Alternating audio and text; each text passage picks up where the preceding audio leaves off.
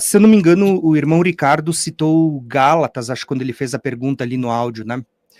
E eu vou responder assim, ó, meu pensamento, e respeito quem pensar diferente, tá?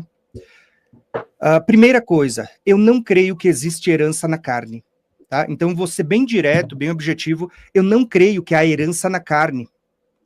Eu creio que sim, vai haver um povo glorificado, que vai reinar e vai sacerdotar no milênio, e eu creio que vai haver nações sobre quem o povo glorificado vai reinar. Então, só para deixar claro, eu creio que existe um rei, eu creio que existem o governo, né, que são os que receberam um corpo glorificado, eu creio que vai haver um povo, que vai haver um território, tudo isso eu creio, tá? Agora, vamos ser sinceros, eu não creio em herança na carne. E eu não creio que a Jerusalém de baixo será livre no milênio. Cadê o texto bíblico que fala isso? Não tem.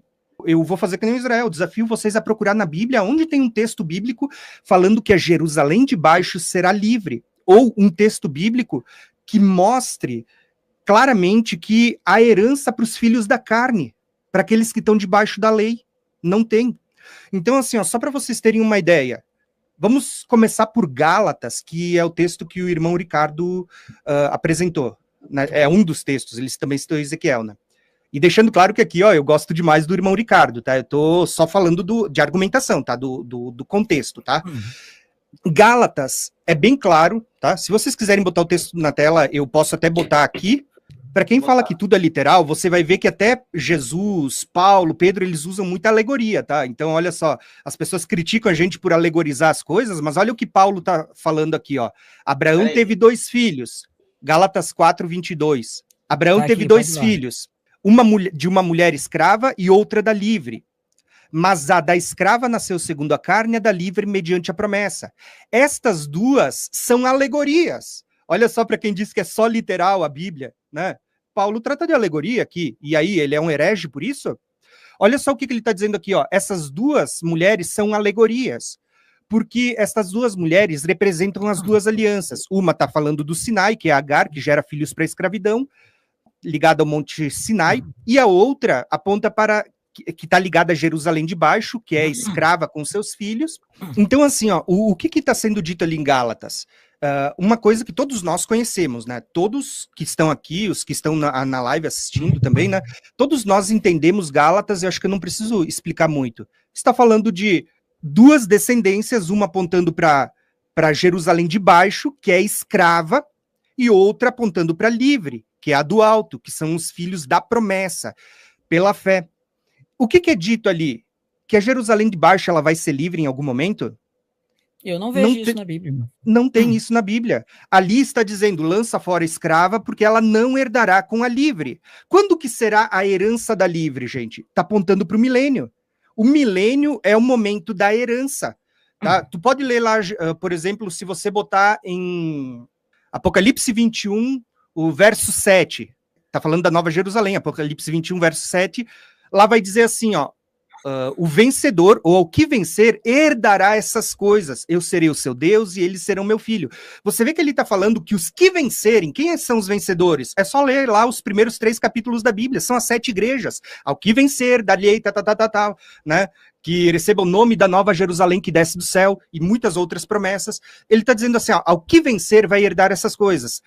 A herança, na Bíblia, toda a herança é para aqueles que estão debaixo da promessa, não é para aqueles que são escravos. Pelo contrário, quando a gente vai falar de Abraão, você vai ver muitos textos. Eu vou ler alguns para vocês. Romanos, pode botar ali, Israel, Romanos 4, verso 13. 4, verso 13. Olha o que diz ali sobre herança, sobre herdar. Romanos 4, 13 diz assim, ó, não foi por intermédio da lei que Abraão ou a sua descendência coube a promessa de ser herdeiro do mundo. Ó, Tiago, gente... mundo não é terra? Mundo é céu? Vamos lá. A herança de Abraão e para os seus herdeiros. A promessa... Lembra que é dito, os mansos herdarão a terra? Né? Bem-aventurados mansos, porque herdarão a terra. Gente, a promessa para a igreja é de herdar a terra. Nós somos descendentes de Abraão. A Bíblia diz assim, os que estão em Cristo, esses são descendentes de Abraão. É a Bíblia que está falando isso. Aí eu pergunto para vocês, aonde que tem herança para quem está na carne? Não tem. Aqui está dizendo assim, ó, Romanos, não foi por intermédio da lei que Abraão ou a sua descendência coube a promessa de herdar o mundo, e sim mediante a justiça pela fé. Pois, se os da lei é que são herdeiros, anula-se a fé e cancela-se a promessa. Gente, quando vocês estão apontando para Ezequiel, dizendo que as nações vão herdar, quando vocês estão aqui dizendo em Ezequiel que as 12 tribos, segundo a carne, né, segundo a lei, vão herdar, vocês estão fazendo o que Romanos está dizendo aqui, vocês estão anulando e cancelando a promessa de Deus. Tá? E é interessante, né, Tiago? Não tem muito... assim, não, porque vocês estão anulando os 8 capítulos de Ezequiel, mas o que adianta se vocês estão anulando vários livros da Bíblia? Anula Hebreus, anula Romanos, anula Hebreus, Gálatas, Romanos, anula todo o Novo Testamento. Você entende? Ou seja, eu acho que primeiro você tem que olhar para o que está dizendo no Novo Testamento, nas epístolas de Paulo e dos outros, Jesus, e depois você aplica, porque você não vai ver no Novo Testamento libertação de Agar, não existe. Você não vai ver promessa para a carne, não existe. Você não vai ver nada disso. Mas você vê os apóstolos pegando aquilo que estava escrito literal e aplicando. Eu estou falando de herança para a igreja? Sim, eu estou falando de herança para a igreja. Por quê? Porque não existe herança para povo na carne. Tá? Então vamos deixar claro isso. Não existe na Bíblia herança para o povo da carne. Quando a gente olha para a palavra de Deus, as pessoas, eu já vi as pessoas argumentando, não, mas a Jerusalém de baixo, ela é escrava agora, mas no milênio ela vai ser livre. Assim, ó, não existe isso. Isso é uma teoria, uma conjectura, mas não é Bíblia. Tá? Por quê? Gente, a liberdade na Bíblia, ela está condicionada à ressurreição dos mortos. Exatamente. Então, vamos lá. Quando que o povo se tornou escravo Quando que o homem se tornou escravo? Quando o pecado entrou no mundo lá em Adão. E a morte entrou no mundo. Quando que o homem vai se tornar livre?